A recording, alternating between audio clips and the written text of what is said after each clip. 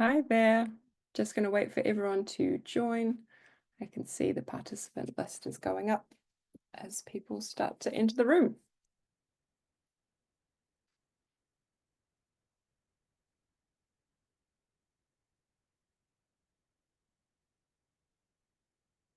Hi, everyone who's joining. Just about to get started, just waiting for people to enter the Zoom space. Thank you all for joining us today. We're going to give it a minute or two to make sure everyone's getting in and comfortable.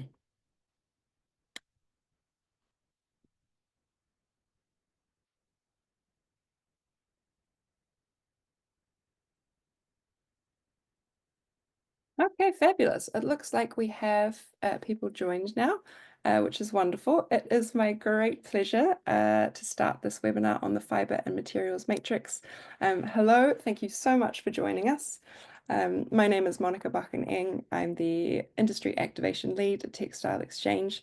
I'm joined by a fabulous panel of other Textile Exchange colleagues today.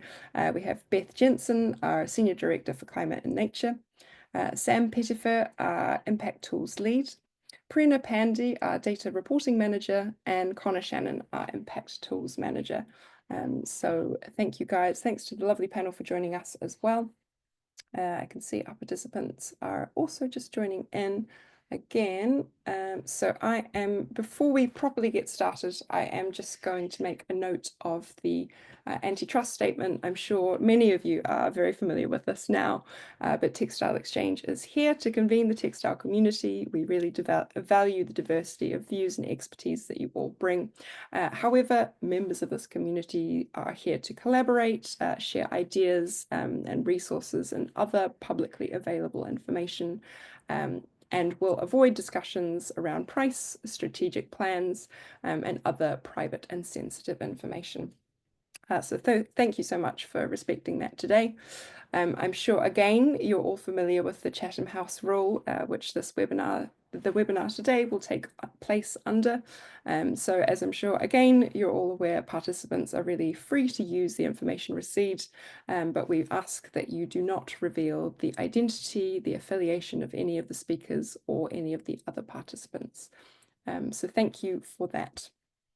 What are we here to talk to you about today? Well, of course, the Fibre and Materials Matrix. So we're going to spend about 15 minutes on the aims of the session, as well as an introduction to the Fibre and Materials Matrix. We'll spend around 10 minutes on a methodology walkthrough. The actual survey platform, we're going to go through in quite a lot of detail, so around 15 minutes on that. Then we'll have 5 minutes on those practical kind of details, key documents, contacts, timelines, etc. I really want to make sure that there's enough time for questions and answers at the end of today's session, so I will be trying to move us along to ensure that we've got around 15 minutes for questions at the end. If you do have any questions, either make a note of them to save them for the end or just pop them into the question box for now. We're really keen to hear from you if you have any clarifying things that you want to talk about, or are there any content related questions, please just add them in as we go. Additionally, for those who are not able to join live, we are of course recording this, we'll be uploading it to our YouTube, and a link to that video will be emailed to those who registered. So, I'm very excited to talk about what we're going to learn and discuss in today's session. Ideally, by the end of the webinar today, you will, of course, know about all of the updates to the Fibre and Materials Matrix, hear what the teams have been working on, but really importantly, you will understand the self-assessment tool, why you want to use it, how to use it, what you actually need to do, practically speaking, and the timeline for self-assessment. We really want you to feel prepared to take part, which I think is why the Q&A section for today is so important. Please do keep a note of the things you're not sure about or the things you don't feel prepared for, so that we can answer those. It was really nice. We had a quick look at the sign-up list ahead of today's session, and it was really great to see an amazing diversity of people from across the supply chain that are going to be joining us today. But I would say that the content that we're going to be discussing is really focusing at those who will actually be taking part in the self-assessment for the Fibre and Materials Matrix. So standard systems, branded fibres, and improvement programs. Of course, everyone is welcome to listen in, and hopefully it will be useful for you as well. So what's the value? What's the benefit in taking part in the self-assessment? Why should Tier 4 organizations and sustainability programs use the tool? I think there are a really great number of really valuable benefits to taking part. Firstly, we are, as an industry, trying to work towards a shared goal, a shared vision, and a shared impact. So the self-assessment tool really enables you to track performance against Textile Exchange's direction of travel for Tier 4 reporting, and really aligning performance against the Climate Plus vision. Kind of in relation to this will actually really help you to identify opportunity areas to strengthen your program, looking against those areas of concern, what the gaps are, what the enablers are, what the opportunities are, and what the challenges are. You'll also be able to see your performance against other standard systems and fibers and initiatives and programs. So where you sit in relation to the rest of the fiber market, and to be able to use this as a benchmarking process. I think this is a really key point, but the fiber and materials matrix, it is a widely used tool. It is publicly accessible, and we know that brands and retailers use it a lot. So by being included in the tool, you'll actually be gaining public recognition for your positive practices, as well as increasing visibility for your work. And I think this is a really nice point as well. We're all about convening the community and facilitating conversations together. So you'll really have the opportunity to connect as a community within material categories, and really contribute to a collaborative initiative that's driving beneficial outcomes. So without further ado, let's introduce the fiber and materials matrix.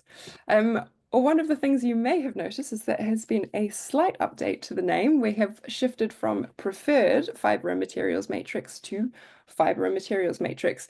There's a real clear reason why we've done this. There was a bit of a misunderstanding that anything included in the tool was seen as preferred by Textile Exchange, but that's actually not the purpose of the tool. It's an evaluation tool. It's here to help us understand performance against certain metrics. And also by switching this name, we've got a bit more alignment with our other resources. So Sam, I'm going to pass over to you to talk about the Climate Plus strategy. Thank you so much. So I'm Sam Pettifer, Impact Tools Lead. I sit in the Climate and Nature Impact Department at Textile Exchange. I'm really excited to share some information about this update to the Fibre and Materials Matrix, and I'm just going to start with some context around the tool. So the Fibre and Materials Matrix is really grounded in our Climate Plus goal for the industry, which is to achieve a 45% reduction in greenhouse gas emissions arising from the raw material stage of the value chain by 2030, whilst addressing other interdependent impact areas, including nature, animal welfare, human rights and livelihoods, and we've got key aspects of nature on the right-hand side, including soil health, biodiversity and fresh water. And our work in this area is really grounded in partnership.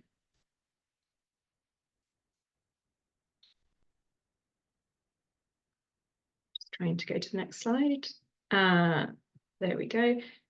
So another key aspect that this work is grounded in is our work on preferred fibres and materials. So you can see here our preferred fibres and materials definitions, initial guidance document, which we published in 2023. This document was developed with the Fashion Industry Charter for Climate Action and sets out key considerations for preferred fibres and materials across 5 core categories, which are climate, nature, people, animals, and governance. It sets out those core concepts and sets out this high-level definition, which is on the screen here. And here we have it, our fibre and materials matrix. This is how the tool looks today. It's online, publicly available tool for the Tier 4 community to use for the first time as a self-assessment, which we will be running as a pilot this year, essentially for those organisations to engage with the self-assessment process and benchmark themselves against the fibre and materials matrix framework to see where they already have best practices in place and where they have potential opportunities for improvement or where they could strengthen their standard or programme. It's also a publicly available tool, of course, for brands and retailers to see the range of programs, standards, branded fibers that are available for them to use in their value chain, and to see what is covered, what is not covered by a given standard, program, or branded fiber. Also to see how programs and standards may be paired together to holistically address impact areas, and essentially provide transparency on what's available for a given material category. We recognise with this tool that we're really aiming to strike a balance. We often hear from the brand and retailer community that they're looking for a black and white list of what's preferred or not preferred by Textile Exchange. We recognise that Tier 4 programmes at the very start of the value chain are context specific, so they're designed to meet a particular need or are designed to address a specific impact area. For example, a given standard may be focusing primarily on animal welfare. So this tool is really designed to show that, to demonstrate what it covers, what it doesn't cover, and how to essentially use different Tier 4 programs to strengthen brand and retailers' strategy on sustainability for their raw materials. And with that, we wanted to share a bit about our vision for 2026 and how we see these aspects, these pieces of work fitting into our broader frame of work at Textile Exchange. So at the top here, we've got our preferred fibers and materials initial guidance document, which really provides a high-level definition and core considerations. Beneath that, we're looking to work with the industry to update commitments, to really drive action across our communities. And then beyond that, we've got our reporting mechanism. So on the left-hand side, we have got the fiber and materials matrix designed for Tier 4 programs at the beginning of the value chain. And then on the right-hand side, we've got brands and retailers benchmark, so called the materials benchmark. For 2026, we're really looking at having an aligned reporting approach across both of these tools to help drive the industry in a shared direction of travel and really maximize impacts. To give some background on the key focus of the update, some of the key aspects are covered here. The core aspects, including a focus was streamlining the structure to align with the 5 core pillars that I mentioned of climate, nature, people, animals, and governance that are set out in the fiber and materials definitions document. Also enabling the fibers and materials matrix to be a self-assessment process for the first time. Previously, this was done in-house by Textile Exchange, and we realized to scale this tool to enable more fibers and materials programs to be listed, and for its long-term sustainability, it makes sense to be a self-assessment with third-party review, which will be piloted for the first time in 2025 as part of this cycle. In terms of the methodology, we've made it more broadly applicable. So in the past, it's focused on standard systems. And with this update, we're looking at a broader range of initiatives because we recognize that these are available within the value chain. So want to be able to kind of meet that need in the assessment, looking at branded fibers and also improvement programs. We've made updates to the contents, essentially the methodology, looking at, we work to further align to the science-based targets for nature, and also OECD due diligence guidance are some of the key frameworks that have been aligned to there. And in addition to that, we've also broadened the scope to include the assessment to be done by additional material categories. Just to give an example there, leather, including leather and scope this year. And we've been through several rounds of engagement, and we're really happy that so many organizations, so many people have engaged in this process to date. We really started in 2023, where we shared for the first time that we would be moving to a self-assessment. And then beyond that, we gathered feedback from the range of programs that are already listed in the Fibers and Materials Matrix. And in April and May 2024, we held an open consultation. We really had a large number of organizations across Tier 4, as well as the brand and retailer community, and also expert organizations in climate and nature, in human rights, contributing to that. And we really believe that feedback that we received has really built a lot of strength and robustness into the tool. Then we had a couple of sessions at our annual conference last year, and then November through to January, we did some testing with Tier 4 programs to test out both the content but also the platform functionality. And with that, I'm going to hand over to my colleague Connor to talk about some more of the specifics in terms of the methodology. Well, thanks, Sam. My name is Connor Shannon. I'm the Impact Tools Senior Analyst, and I'll be taking us through the key components of the methodology today. To start off, we'll be talking about the scope of the tool. And so, as mentioned previously, the scope of the tool is material sustainability programs situated in Tier 4 of the supply chain. And this really focuses on the extraction, production, farming, and primary processing of raw materials in the following material categories you can see on the right-hand side of the screen. Some new additions with this iteration of the tool include biosynthetics, cashmere, and bovine leather. At this time, we're going with bovine leather. That might be expanded in future iterations. Additionally, this includes the collection of secondary raw materials, recycling, and the primary processing of raw materials as well.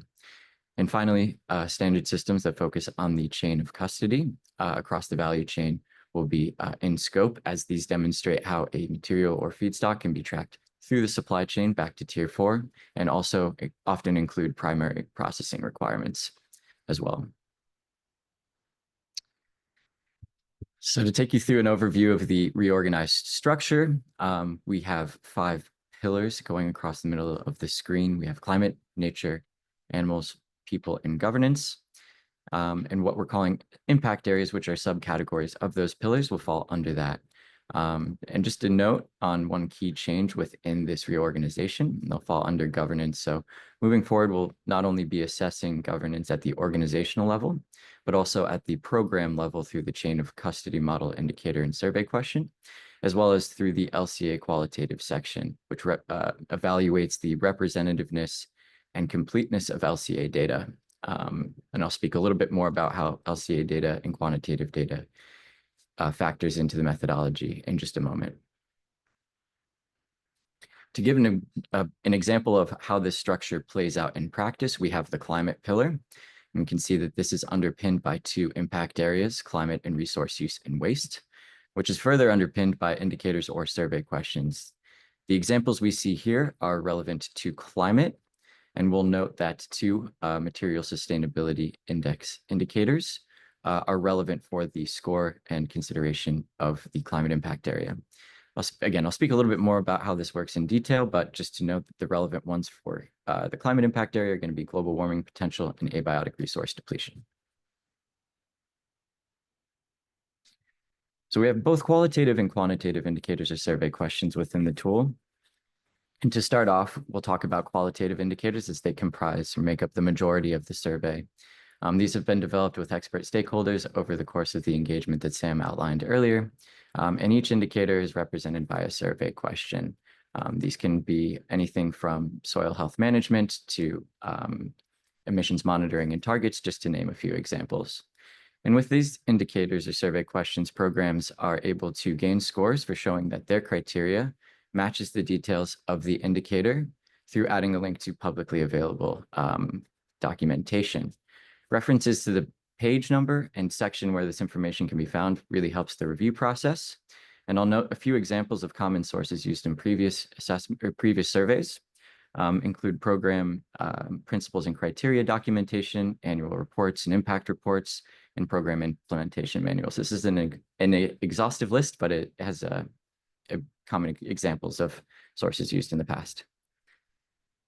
Moving forward to talk about quantitative indicators, we are drawing 4 indicators from the Higg Material Sustainability Index across 3 impact areas. These relevant impact areas will be climate, as mentioned before, freshwater, and chemicals and toxicity. LCA data values represent production practices and materials, but also can be tied to specific programs as well. At this time, no other LCAs or external data sources are going to be used for quantitative scoring, as having all of the LCA data come through the Higg Material Sustainability Index database provides a uniform methodology for comparison and benchmarking. As mentioned previously, for materials or programs that have participated in, invested in, or conducted an LCA study that's currently not included in the MSI, these will be accounted for and considered within the qualitative LCA section that will evaluate the technological and geographical representativeness along with the completeness and reliability of the data of that LCA. So yeah, just a consideration for that LCA. Moving forward, we'll talk a little bit how scores are developed within the new methodology. So as spoken about, we have 3 layers of content within the framework, going from questions to impact areas all the way up to pillars, and each level of content has its own score that's associated with it. Indicators and questions scores are derived from selections within the survey, and those are aggregated within impact areas to create an impact area score. Impact area scores are further aggregated under pillars to create a pillar score, for example. At this time, pillar scores will not be aggregated into an overall FMM score. And this is to say that they're scored independently of one another. 2 factors that really influence the scoring as well here are going to be applicability and weighting. So this is to say that some indicators, impact areas, or pillars might not be applicable to certain material surveys. It's another reason why we encourage any sort of comparison of results to take place within material categories, as one survey may differ from one material category to another. To talk a little bit more about weighting, as that does influence the scoring, to start off, we have management indicators taking the priority within impact areas in terms of weighting. So these management indicators, such as emission monitoring and targets or soil health management, for example, are typically weighted 3 times higher than other indicators in that impact area. And this is because the management indicators assess the strategy, responses, and overall management plan of that environmental impact area, and therefore have a great impact and influence over the robustness and outcomes in that impact area. Moving forward, the LCA quantitative indicators will be weighted equally to all non-management indicators within an impact area. Impact areas are generally weighted equally in pillar scores. So this is to say that for example, within nature, biodiversity is weighted equal to soil health, is weighted equal to fresh water. The exception here is within climate, which accounts for 60% of the climate score, compared to resource use and wastes 40%.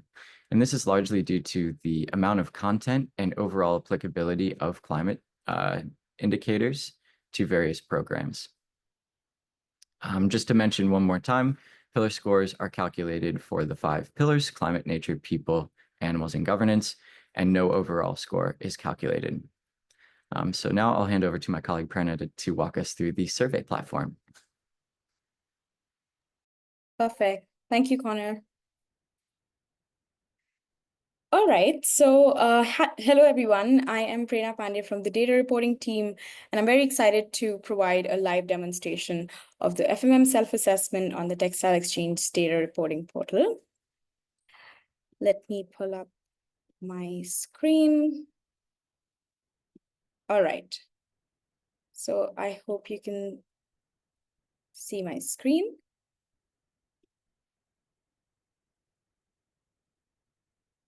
Yep. All right. So as many of the organizations that are attending this session today would have registered already or will be registering in the next couple of days, the login page will look a little bit like this. You will also receive your login credentials on the day that survey goes live, and this will sort of lead you to the self-assessment. Let's get into the survey. As you open the FMM self-assessment survey, you will be able to see the welcome page. This is quite a useful landing page where you will find information about the FMM, its scope, structure. And as this is your first time, I really encourage you to especially check out this section on getting started, as it sort of really takes you on how do you customize the survey for your applicable programs that you want to assess.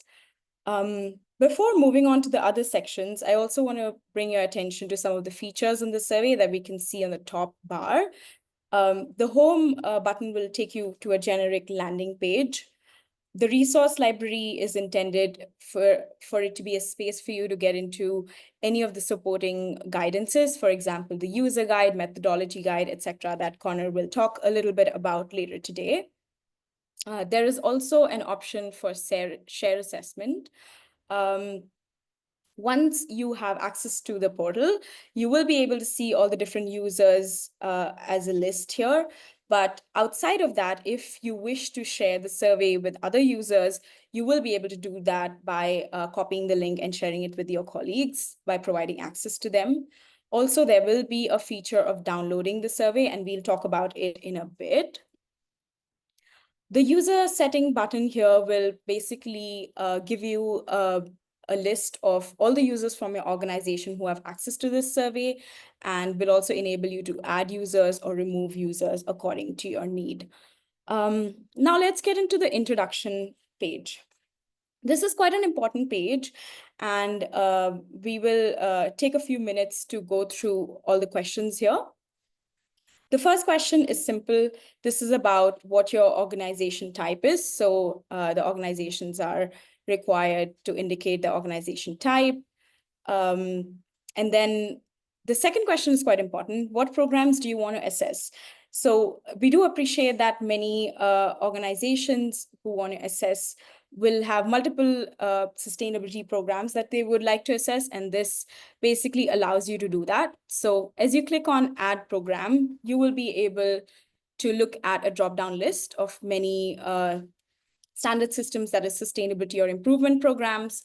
Don't worry if you do not find one that your organization owns, as you will be able to add them under others and be able to sort of list the name there. But for example's purposes, I will select a sustainability program owned by Textile Exchange. For example, if I want to assess GRS, the next one for me will be to select the applicable raw material, the applicable raw material category, then the applicable raw material, and then the section of the tier 4 that applies. So feel free to select as per your need. And then if you would like to add multiple programs to be assessed in the same survey, feel free to do so by clicking on the Add Program buttons, and you can add as many as you like. For demonstration's purpose, I will add RCS, and you'll know in a minute why. Yeah, and as you see, you've started selecting the programs and sort of the details within that. On the left navigation panel, you will be able to see the applicable pillars that will pop up, and within those, the applicable impact areas as well. So you can see it for GRS. As you scroll down, you'll be able to see it for RCS. Let's take another program, for example, Responsible Wool Standard. So just to show you how different applicable, we'll select the animal-based, and we'll select wool. So as you select that, you will notice that RWS will appear, and applicable pillar of animal that is additional for this particular standard will also appear. So trying to explain that the survey will sort of open up depending on how you make selections in this part of the survey. All right, so moving on to the next question. Does your program require or commonly use from certified feedstock? Just to clarify, before we get into this question, that this self-assessment is for owners of standard systems or sustainability programs. It is not for organizations that may use standards owned by other organizations, for example, brands or retailers. There's another survey for that, but this in particular, today we are talking about the assessment that is designed for owners of standard systems.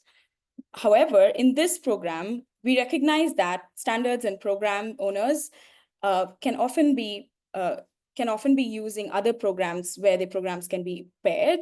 So let's get with an example. If I'm completing this survey for Textile Exchange for OCS and may use the feedstock from organic regulations at farm level, this question basically intends to ask if there are any other program at farm level or forest level that you use. Hence here, I would ideally select yes and indicate what is that paired program that I may be using as an organization that owns the standard. To clarify that the idea of this question is not for you to complete the assessment on behalf of those standards that you may use in your feedstock. It is only indicated for you to complete it for the standards that you own. But at large, we just want to sort of understand it for the results point of view as the front-facing tool, that is the results, the FMM matrix that Sam showed us. This question would basically enable us to look into those paired programs. So let's get into an example. If I'm Textile Exchange completing it for OCS, I would basically type in my applicable program that I am completing this assessment for and any other paired program that I may be using in my feedstock. Another example that I can think of is, for example, lensing Tencel that uses FSC or PEFC feedstock. So this is just really for you to indicate here so that we can, once FSC has completed their assessment and the organizations that are completing this assessment, at the end of the process, Textile Exchange will be able to sort of pair those programs for the visibility on the public tool. So moving on, another question, this one is how often are your programs updated and reused? This is just to understand the frequency of updates. The idea is to capture how often and program can get updated. But since this is the first time that you're taking the self-assessment, this information will allow us to understand when could be the next iteration for your organization to come back and retake this assessment.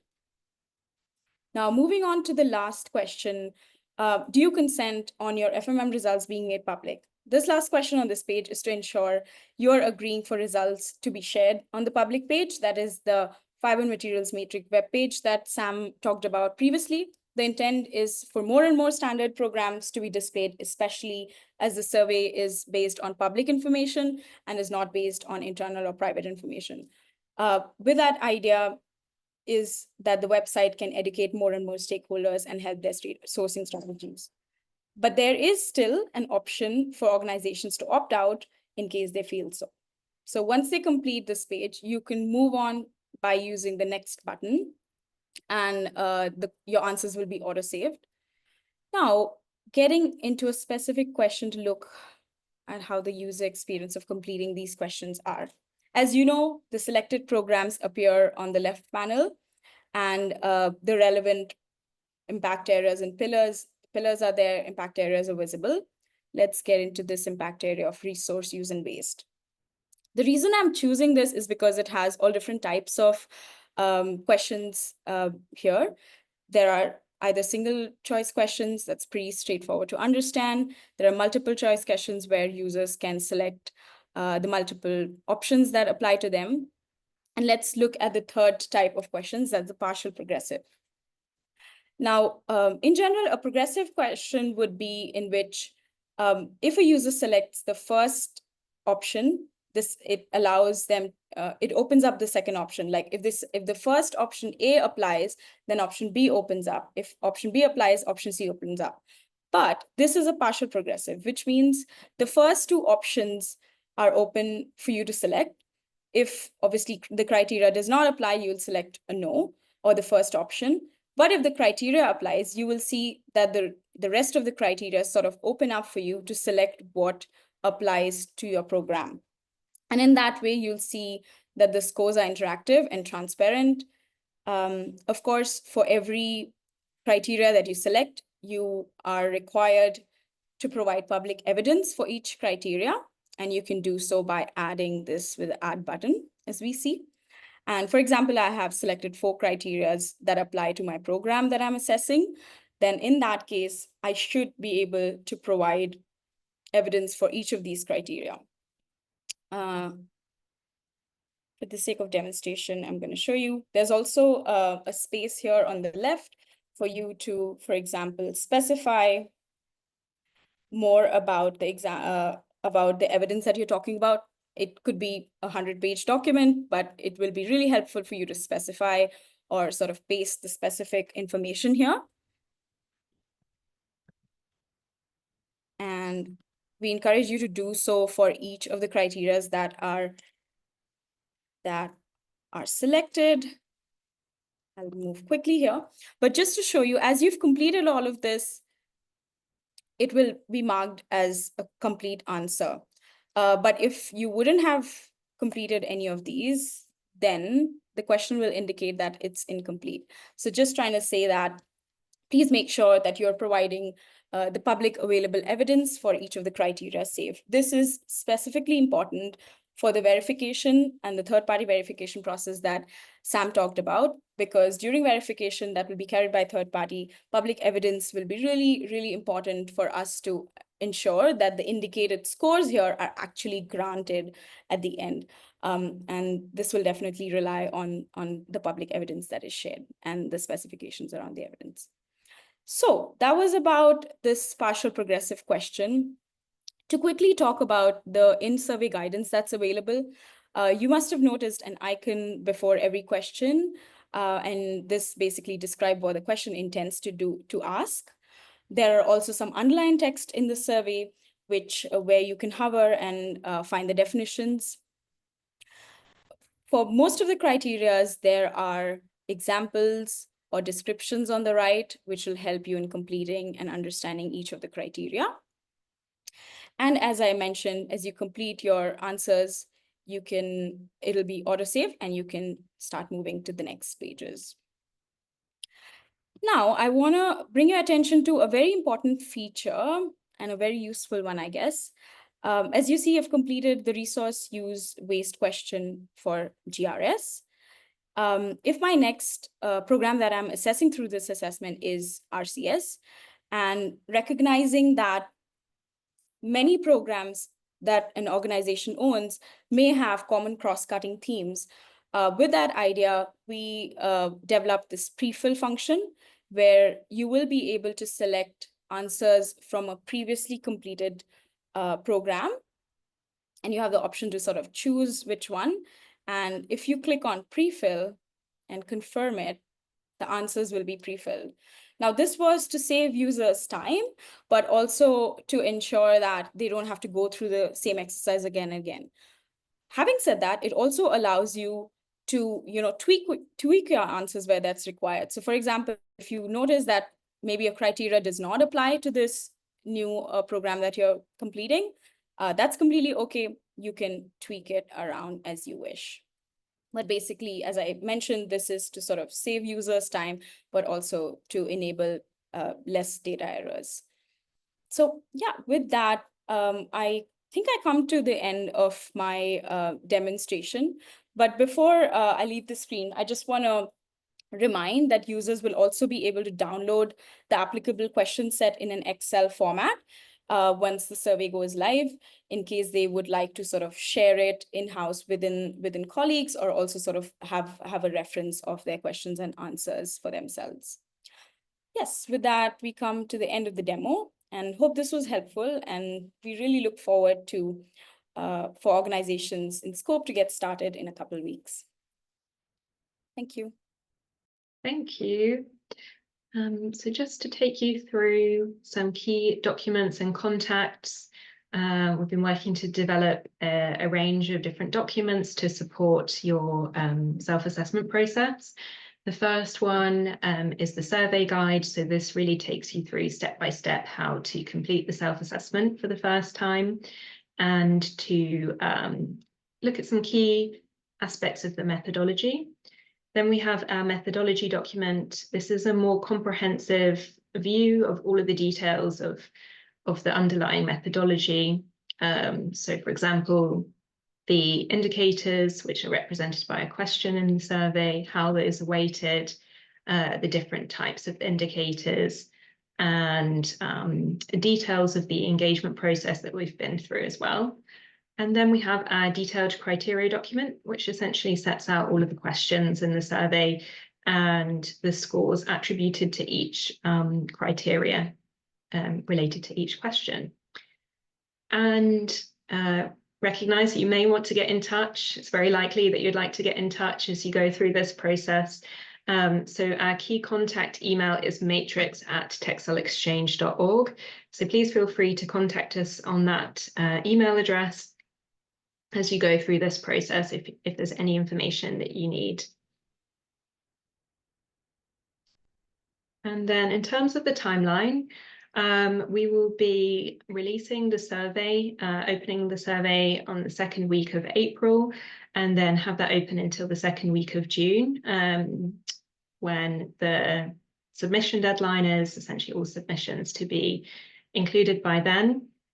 And then through June through to September, we will be working with a third-party organisation to review the submissions.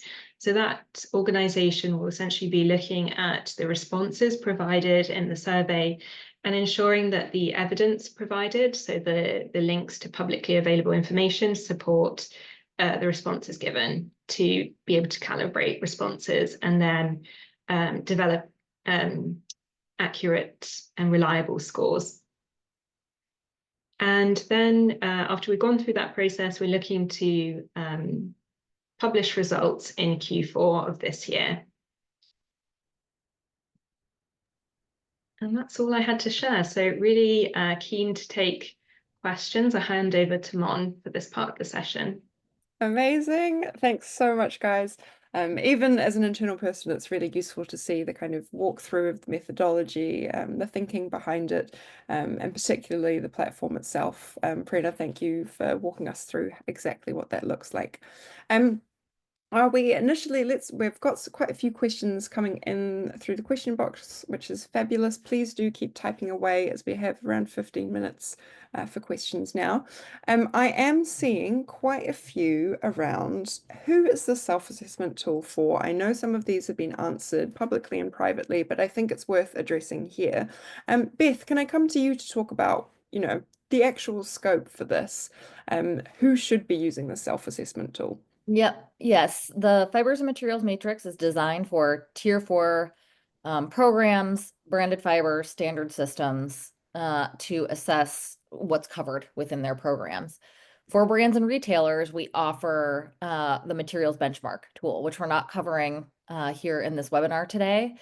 But this is part of what we were referencing when we talked about developing kind of more of an integrated reporting approach between these two tools through to the next year. That's something that we'll be working on, is sort of working to even further sort of align the content where possible, where it makes sense within these two different reporting tools for two different audiences. So more to come on that.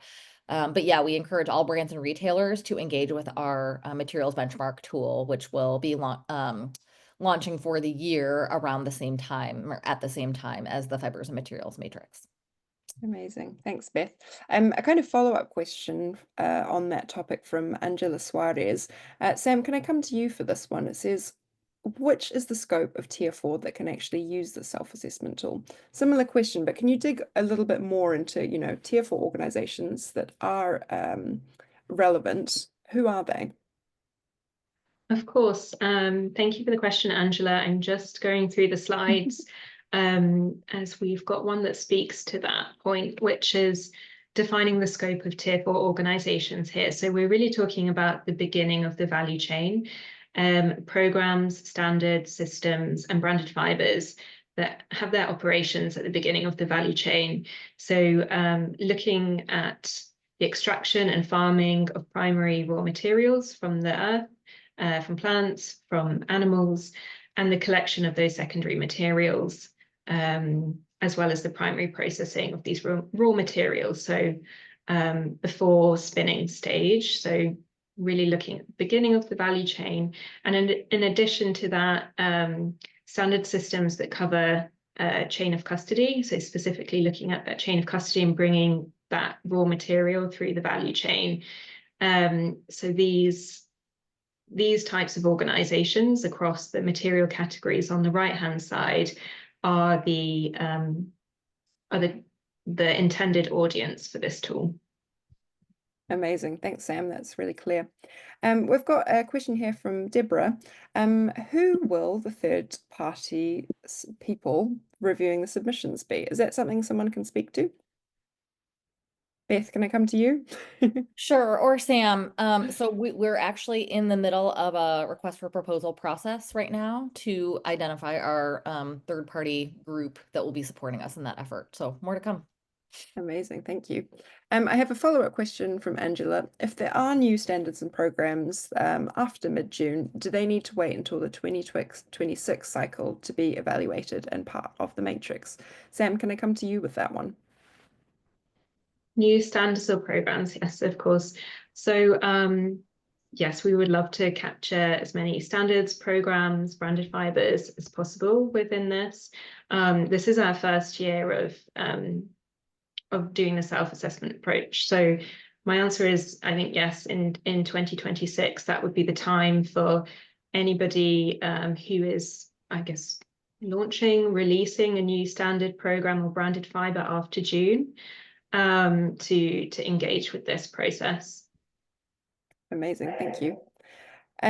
We have a question from Dion. Is there opportunity for interaction before the final review is made public?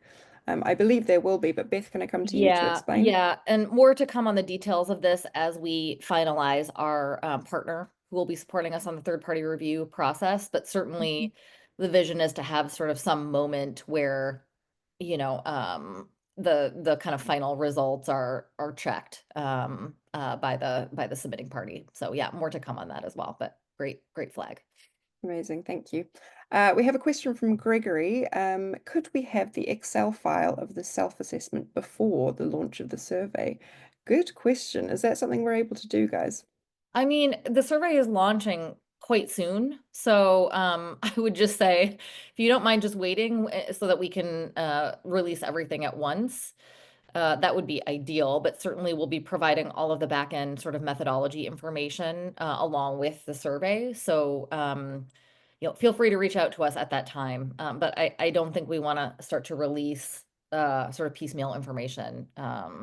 We'd prefer to release it all at once. But yeah, that's happening in the next couple of weeks. So just sit tight.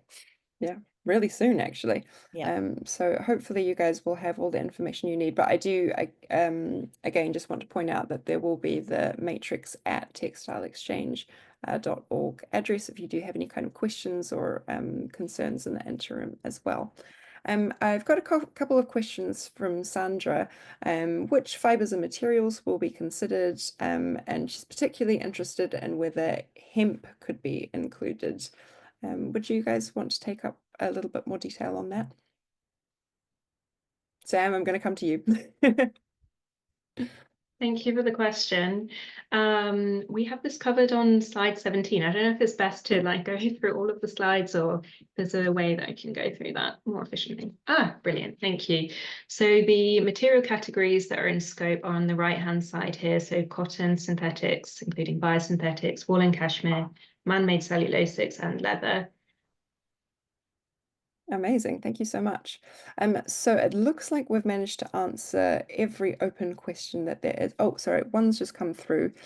Some data collection templates are much appreciated. Yeah, that's a good thought. We haven't developed anything like that yet. Of course, this is our first sort of update to the tool that includes this self-assessment process. So our focus has really been on designing the survey to be most user-friendly, I would say, and obviously updating the content in all of the ways we described as well.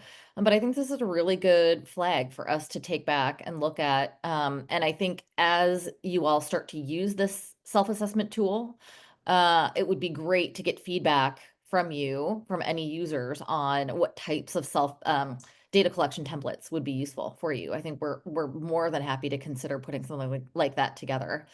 We would just want to make sure it's addressing the most urgent needs there. So please provide us with feedback as you start to dig in, and we'd be happy to consider that. Amazing. Matrix@textileexchange.org, was that right? Matrix Do I have at the email address right? Great. textileexchange.org. Yeah, correct. I would also want to kind of make a plug. I'm enjoying these clarifying questions, but feedback questions are also very much appreciated. So if you do have those, please pop them into the chat. I can see one from Andy here. Will thermomechanical recycling be called out as separate technology? This really affects the life cycle assessment data and should be separated from mechanical and chemical. Great question. Beth? We do not currently have that separated out. The tool is not quite that sophisticated at this moment in time. However, great thing for us to take back for a future update, I would say. Yeah. Amazing. Sam, I don't know if you have anything you want to add there. You're more in the weeds. I think, yeah, I would say that if there is like a thermomechanical related program or standard or branded fiber that you're the owner of, or you know an organization that are the owner of, I'd encourage them to take part in the process. And if you have LCA data there, you can reference that in the governance section. Yeah. Yes. In the governance section, and then in the climate and freshwater and chemicals aspects, the LCA data is sourced from the HIG MSI, from the HIG MSI. So it really depends on whether there is LCA data available there for thermal. Yeah. But as Sam mentioned, just to put a finer point on that, the reason we've built in some questions related within the governance section related to other LCA data that might be available is to help capture that, recognizing that not all LCA data is captured in any one specific LCA database like the MSI. And so we also want to make sure to recognize where there is LCA data available other than within that database. So nice, thank you guys. Riduganda noted on your point that templates would help with the uniformity with data points. Thank you for that. Andy, thank you also for your follow-up. We have LCA data on textile to textile fiber recycled 100% textile waste via thermomechanical recycling. Goodness, that was a mouthful. So that's really good to hear. So we're looking forward to seeing the submission as part of the self-assessment process. Thank you for that.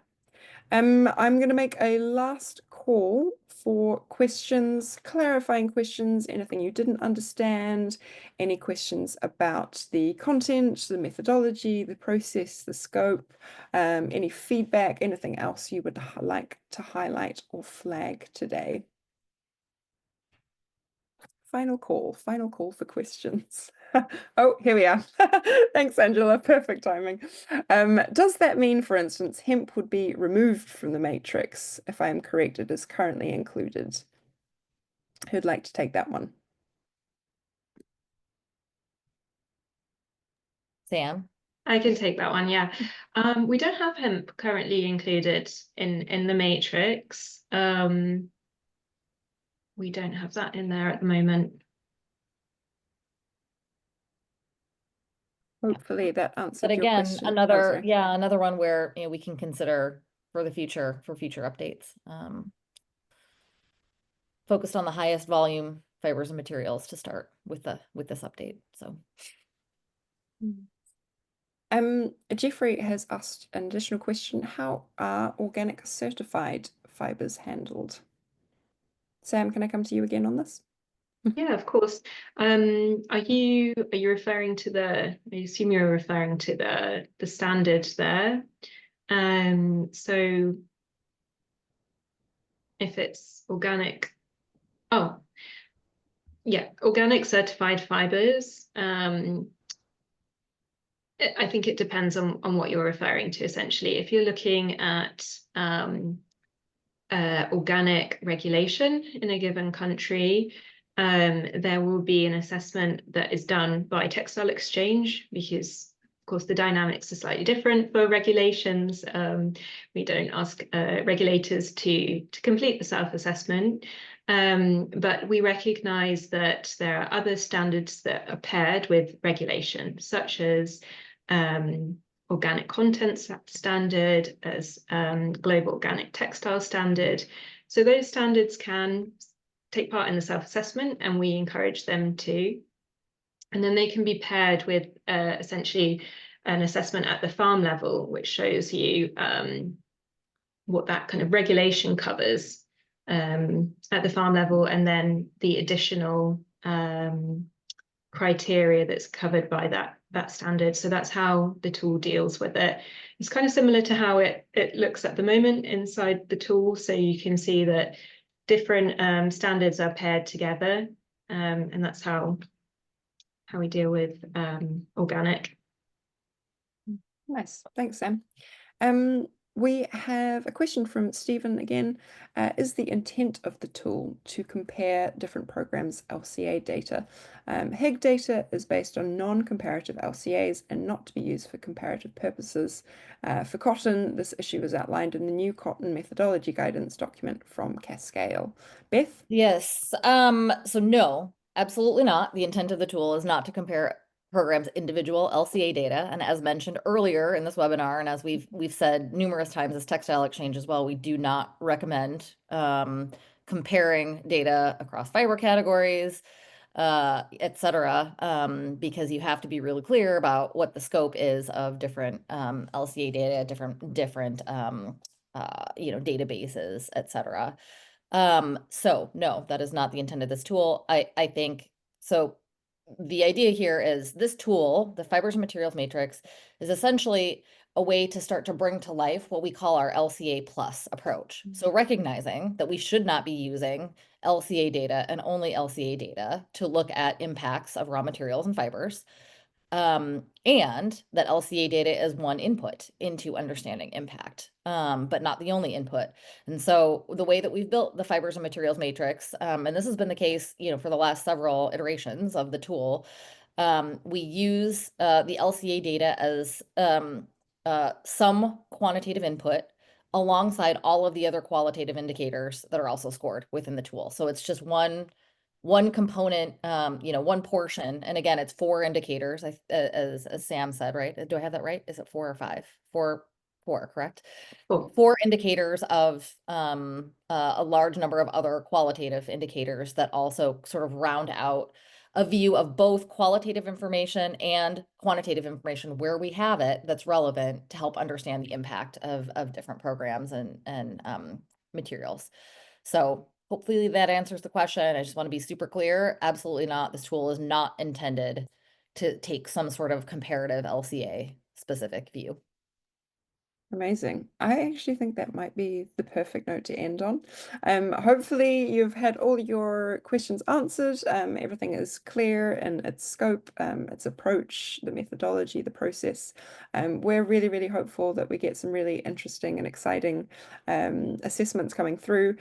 Please do keep an eye out for when the window opens. I'd like to make one final plug for the email address just at the bottom here, matrix@textileexchange.org, if you have any questions, concerns, feedback, maybe now in the interim period before the self-assessment tool opens, but also when that opens, we'll be able to help you there.